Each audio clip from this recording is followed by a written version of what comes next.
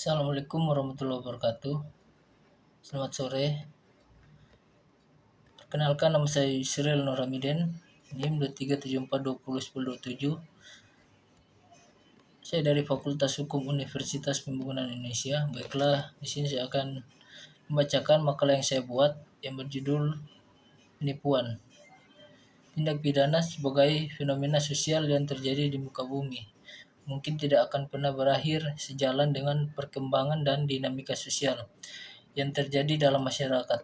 Masalah tindak pidana ini nampaknya akan terus berkembang dan tidak akan pernah surut, baik dilihat dari segi kualitas maupun kuantitasnya. Perkembangan ini menimbulkan keresahan bagi masyarakat dan pemerintah. Tindak pidana merupakan bentuk perilaku menyimpang yang selalu ada dan melekat pada setiap bentuk masyarakat. Hukum pidana sebagai alat atau sarana bagi penyelesaian terhadap problematika ini diharapkan mampu memberikan solusi yang tepat. Karena itu, pembangunan hukum dan hukum pidana pada khususnya perlu lebih ditingkatkan dan diupayakan secara terarah dan terpadu, antara lain kodifikasi dan unifikasi bidang-bidang hukum tertentu serta penyusunan perundang-undangan baru yang sangat dibutuhkan guna menjawab semua tantangan dari semakin meningkatnya kejahatan dan perkembangan tindak pidana. Seiring perkembangan zaman, sekarang kejahatan-kejahatan semakin hari semakin merajalela terjadi di kalangan masyarakat. Hal ini tidaklah bisa dipungkiri keberadaannya. Tentu saja kejahatan-kejahatan yang sering terjadi di masyarakat sangat mengganggu keamanan, sehingga sangatlah diperlukan adanya tindakan untuk menindak pelaku kejahatan tersebut. Misalnya kejahatan yang sering terjadi dan tidak asing lagi di masyarakat, yaitu penipuan. Tindak pidana penipuan di Indonesia saat ini marak terjadi dan sering didengar. Himpitan ekonomi dan gaya hidup semakin tinggi menjadi faktor utama terjadinya tindak pidana penipuan bisa terlaksana cukup dengan bermodalkan kemampuan berkomunikasi yang baik sehingga seorang dapat meyakinkan orang lain. Tindak pidana penipuan telah berevolusi secara apik dan berbagai macam bentuk. Perkembangan ini menunjukkan semakin tinggi tingkat intelektualitas dari pelaku kejahatan. Penipuan yang semakin kompleks, ketertiban dan keamanan dalam masyarakat akan terpelihara bila mana tiap-tiap anggota masyarakat menaati peraturan-peraturan atau norma-norma yang ada dalam masyarakat itu. Peraturan ini dikeluarkan dalam suatu badan yang disebut pemerintah. Walaupun peraturan-peraturan telah dikeluarkan, masih ada saja orang yang melanggar peraturan tersebut. Terhadap orang ini sudah tentu dikenakan hukuman yang sesuai dengan perbuatan yang dilanggarnya. Kitab Undang-Undang Pidana sendiri pasal 378 menegaskan bahwa seseorang yang melakukan kejahatan penipuan diancam dengan sanksi pidana. Walaupun demikian masih dirasa kurang efektif dalam penegakan terhadap pelanggarnya, karena dalam penegakan hukum pidana tidak hanya cukup dengan diaturnya suatu perbuatan di dalam suatu undang-undang. Kasus-kasus penipuan akhir-akhir ini semakin berkembang dan sering terjadi meskipun tindak pidana ini telah diatur di dalam KUHP. Perbuatan penipuan itu selalu ada, bahkan cenderung meningkat dan berkembang di dalam masyarakat. Seiring kemajuan ekonomi, padahal perbuatan penipuan tersebut dipandang dari sudut manapun sangat tercela. Karena dapat menimbulkan rasa saling tidak percaya dan akibatnya merusak tata kehidupan masyarakat. Tindak pidana penipuan yang terjadi akibatnya karena tingkat kehidupan yang semakin tinggi, sehingga sebagian orang menempuh jalan yang melanggar hukum dengan memanfaatkan orang lain untuk mendapatkan keuntungan.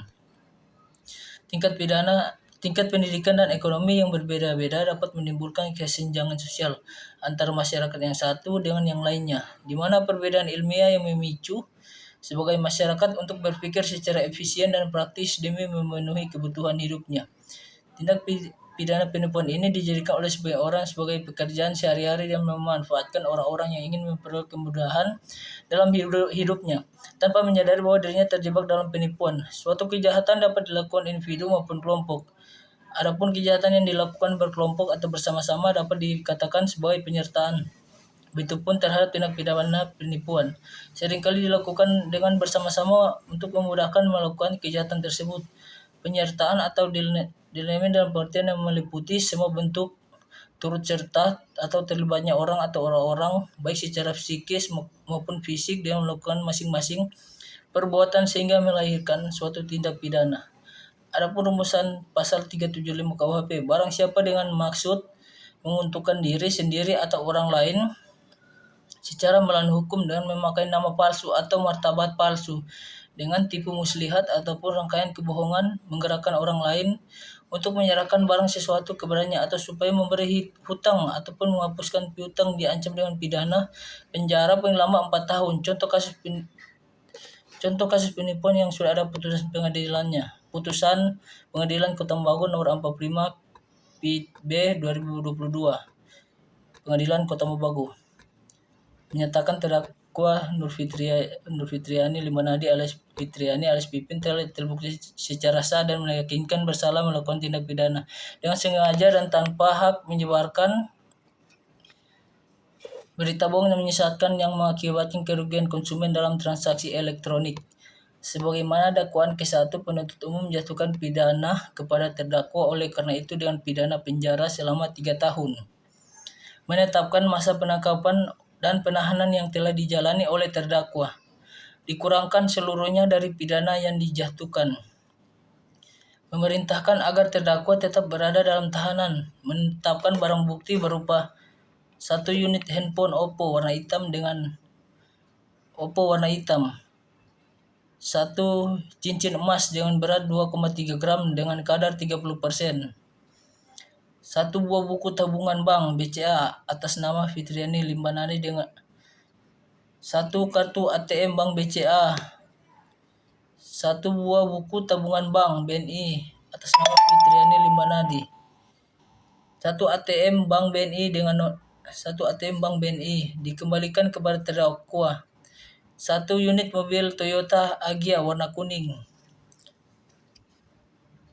dikembalikan kepada yang berhak, 1 lembar cetakan rekening koran dari Bank BRI pada tanggal 23 November 2021.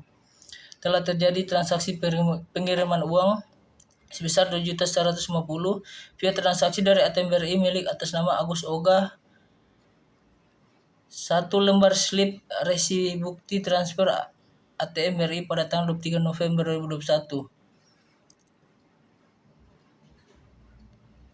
1 lembar slip resi bukti transfer ATM BRI pada tanggal 22 November 2021 dengan uang sejumlah 2.200.000 ke nomor rekening BCA atas nama Fitriani Limanadi.